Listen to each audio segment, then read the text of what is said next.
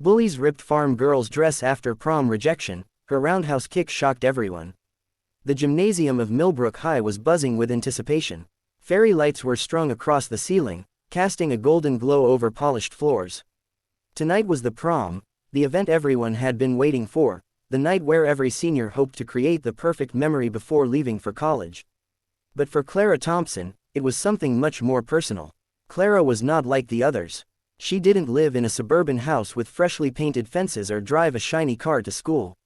She lived on a struggling farm, 3 miles outside town, where mornings began with the crowing of roosters and evenings ended with milking cows.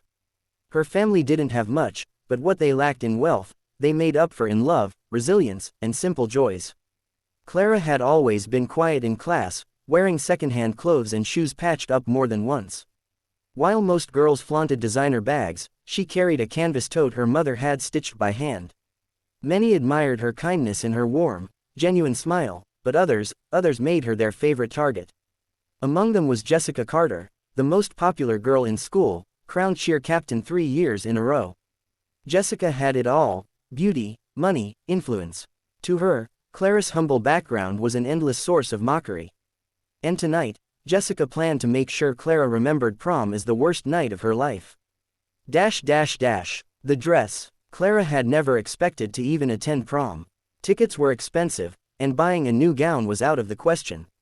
But 2 weeks before the big night, her mother, Evelyn, appeared in her room holding a carefully wrapped package. "Darling," she said softly, "this was mine when I was your age."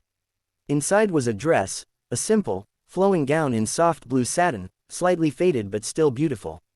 Evelyn had spent nights altering it, sewing pearls along the neckline, making it fit her daughter perfectly. When Clara tried it on, she barely recognized herself. The satin shimmered under the lamplight, the pearls catching like tiny stars. She twirled once, giggling like a little girl. "You look like a princess," her mother whispered, her eyes misting. Clara hugged her tightly. For the first time in weeks, she actually felt like maybe she belonged at prom. The invitation. At school, however, whispers floated around. "Who's she going with? Her cow?" Jessica sneered in the hallway, her posse laughing cruelly. Clara ignored them as she always did.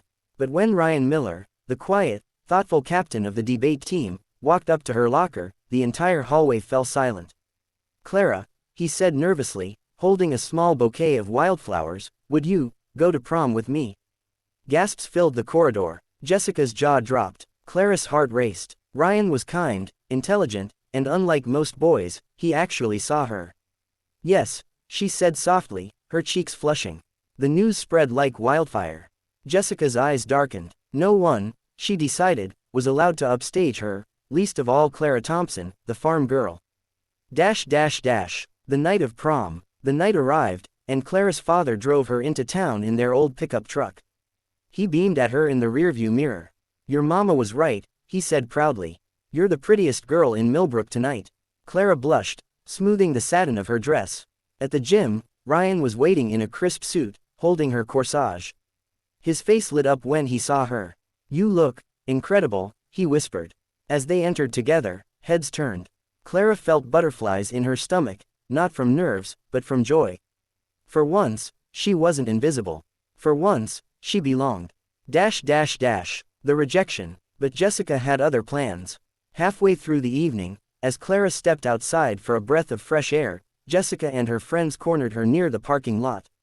Well, Cinderella showed up after all," Jessica sneered, circling Clara like a predator. "Cute dress. Did your mom pull it out of a trash bag?" Clara tried to step around her, but Jessica blocked her path. "You really thought Ryan asked you because he liked you?" she whispered coldly. "He pitied you. That's all." The words cut deeper than any knife. Clara's lips trembled, but she held her head high. "That's not true," she said quietly. Jessica smirked. "Oh, sweetie, you don't belong here." With that, she lunged forward, and with a sharp rip, tore the satin fabric at Clara's shoulder. Her friends laughed, egging her on. Another tug, and pearls scattered to the ground like fallen stars. Clara gasped, clutching the ruined dress. Tears stung her eyes. She felt exposed, humiliated, broken. Jessica's laughter rang through the night. "Go back to your farm, Clara. Prom queens aren't made in barns." The kick. For a moment, Clara stood frozen. All the years of taunts, the whispered insults, the cruel laughter, they swirled inside her like a storm. She had always swallowed her pain, always walked away. But not tonight. Something inside her snapped. She straightened, releasing her torn dress. Her breathing slowed, her eyes narrowed. The farm girl who spent mornings hauling hay bales and evenings training in her grandfather's old barn, practicing martial arts from worn VHS tapes, was done being a victim. Jessica took a step closer, smirking, but she never saw it coming. Clara pivoted on her heel, her body moving with the grace of a dancer and the power of a fighter. In one fluid motion, she unleashed a roundhouse kick that connected perfectly with Jessica's shoulder. The sound cracked through the night like thunder. Jessica stumbled backward, crashing to the pavement with a stunned cry.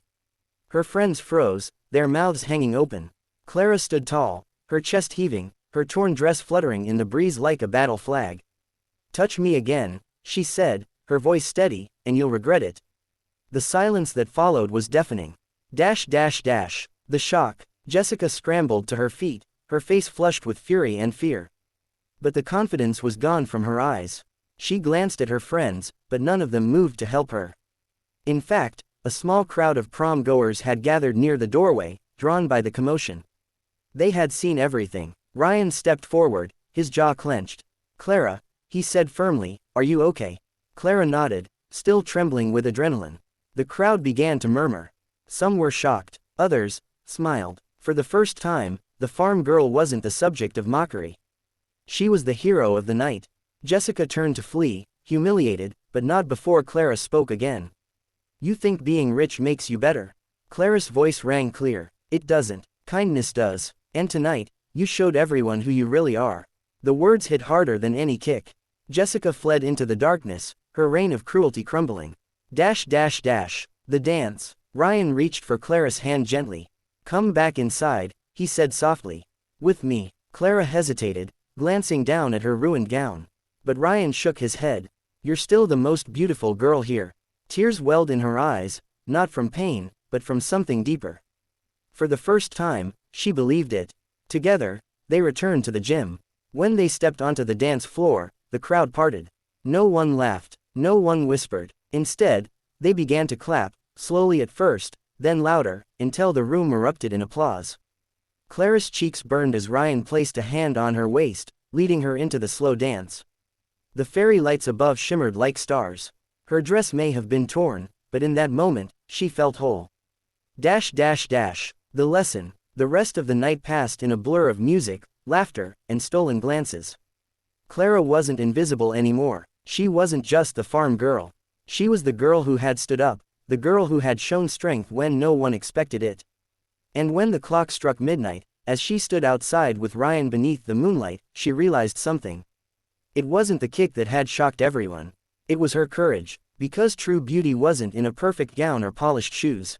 It was in standing tall, even when the world tried to tear you down. Epilogue. Years later, when Clara told her children the story of her prom, she didn't talk about Jessica, or the torn dress, or even the roundhouse kick. She talked about the moment she chose to stop hiding.